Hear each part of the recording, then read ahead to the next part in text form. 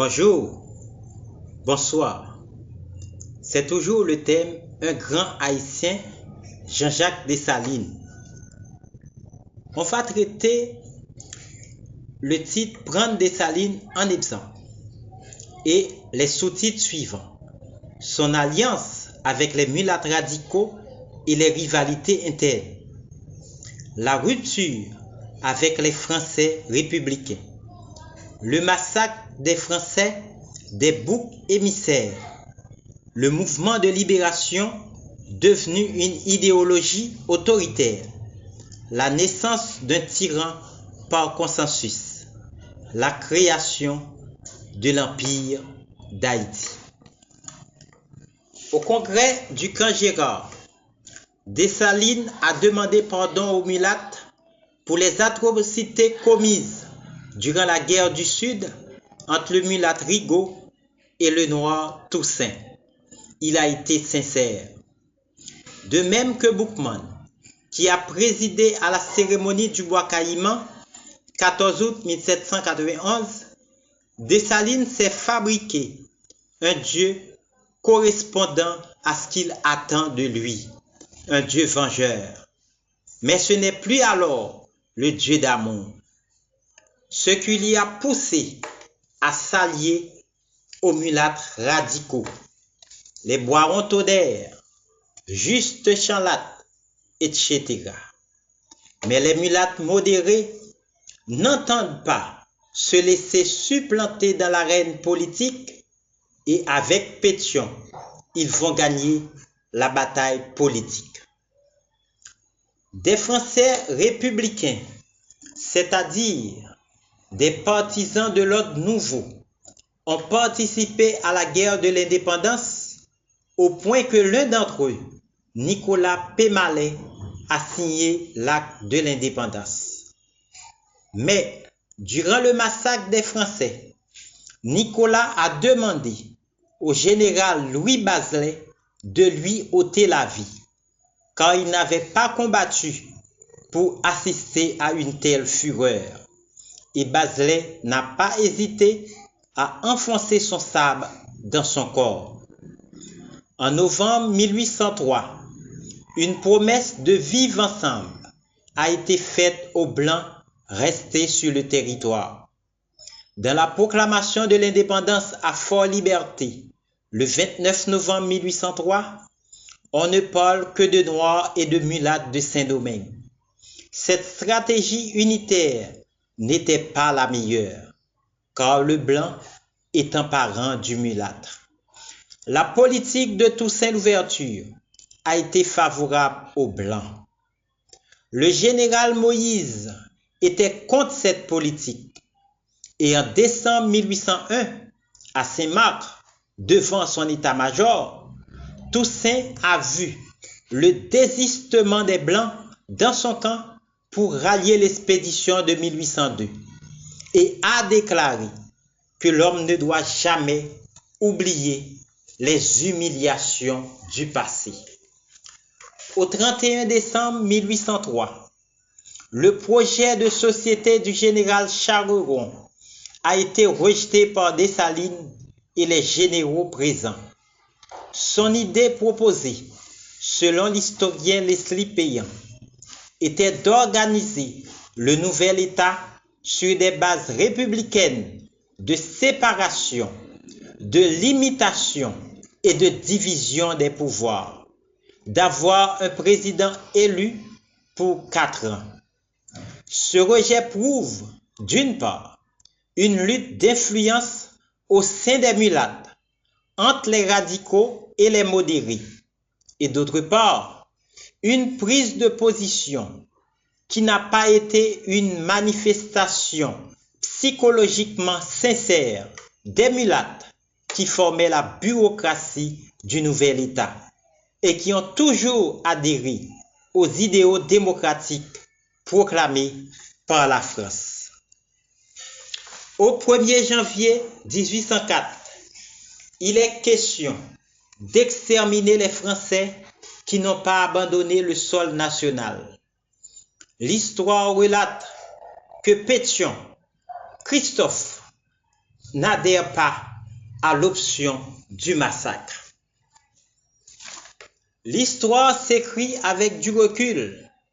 L'historien Kebler Georges Jacob imagine le rôle des immolés du 22 février 1804 à l'arrivée des bateaux de guerre français dans la rade de Port-au-Prince le 17 avril 1825 pour imposer l'ordonnance de Charles X. Il aurait pu allumer l'incendie dans notre patrie. Selon l'historien Cyril Robert James, l'Angleterre aurait proposé l'idée du massacre des Français aux nouveaux dirigeants. Quant à la France, en vue de son retour, elle a déjà déclenché sur le plan diplomatique un nouveau type de guerre au moyen d'une arme efficace, l'économie. En Haïti, une analyse minutieuse sur l'attitude des colons blancs durant la période coloniale a conclu à leur intransigeance sur la question sociale et raciale au point que ceux du Sud ont trahi la France, leur patrie, en livrant Saint-Domingue à l'Angleterre. Le mois de janvier 1804 a été un mois d'incertitude. Sans doute, les rumeurs ont excité un ancien officier français devenu haïtien par son incorporation volontaire dans les rangs de l'armée indigène à déserter son poste à Jérémie pour chercher à se rendre à la Jamaïque, et l'affaire de Jérémie a mis le feu aux poudres. Par le décret du 22 février 1804 pris au Cail, a débuté le massacre des Français coupables. L'itinéraire suivi a été le sud, l'ouest, le nord et le nord-ouest, avec une extension aux femmes et aux enfants, occasionnée par la pression des circonstances et à l'obstination des secrétaires de Dessalines, tels les Boiron-Tonnerre, Louis Bazelet, etc.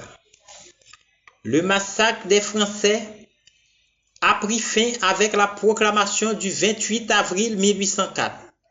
Toutefois, le décret du 1er avril 1804 a fait obligation aux Français en possession de l'aide de naturalisation par les États neutres de quitter Haïti. Cette tuerie collective a été effectuée sur des boucs émissaires qui n'avaient rien à voir avec les menées esclavagistes de Général Ferrand à Santo Domingo et les Rochambeau, Caradeux, Borel étant partis. Cette scission politique est due à une mutation liée à la compétition. La compétition entre Toussaint et Rigaud a occasionné une guerre civile. Du 29 novembre 1803 au 1er janvier 1804, durant 33 jours, le mouvement de libération est devenu une idéologie autoritaire où le blanc est refusé à cause de sa conviction républicaine. C'est au nom des intérêts politiques et économiques que les détenteurs du nouveau pouvoir ont préféré un pouvoir absolu et le partage des richesses sans les blancs français, tout en ne sachant pas quel régime politique a adopté après l'indépendance. C'est le maintien du gouvernorat et de l'économie de plantation. Cela ressemble à l'époque des gouverneurs tout-puissants de la colonie, jusqu'à l'arrivée de l'intendant Barbé de Marbois qui a prôné un régime civil. L'armée indigène a chassé les Français, mais on vit encore dans la crainte de retour offensif de la France, ce qui explique le choix par consensus du général en chef de l'armée indigène, qui a prouvé sa force lors des victoires militaires et qui maintenant est crédité d'une invincibilité. Les généraux indigènes ont nommé Dessalines gouverneur à vie et jurent d'obéir aveuglément aux lois émanées de son autorité. C'est le pouvoir absolu accordé à un seul homme qui ne s'est pas imposé, mais accordé par consensus. Abusant de son pouvoir, le tyran n'a comme guide que sa propre volonté. Le 2 septembre 1804, Dessalines s'est fait acclamer empereur par la 4e demi-brigade cantonnée à Marchand, la capitale d'Haïti. Le 6 octobre 1804, c'est la cérémonie du sacre de l'empereur Jacques Ier au Cap-Haïtien. Par définition, l'Empire est une entité politique expansionniste. C'est le remplacement du gouvernorat par l'Empire fabriqué par le conseil privé de Dessalines pour justifier son pouvoir absolu et le sens de son action, son but expansionniste, tout en les présentant comme neutres et objectifs. C'est dans ce même but, que Faustin Soulouque a été conseillé de se proclamer empereur en 1849. Dans sa lettre du 16 octobre 1806 à Christophe, Pétion s'est indigné de la proclamation de l'Empire par Dessalines. Même parmi les généraux de l'armée indigène, une compétition existait, car surtout après la campagne de l'Est, février 1805.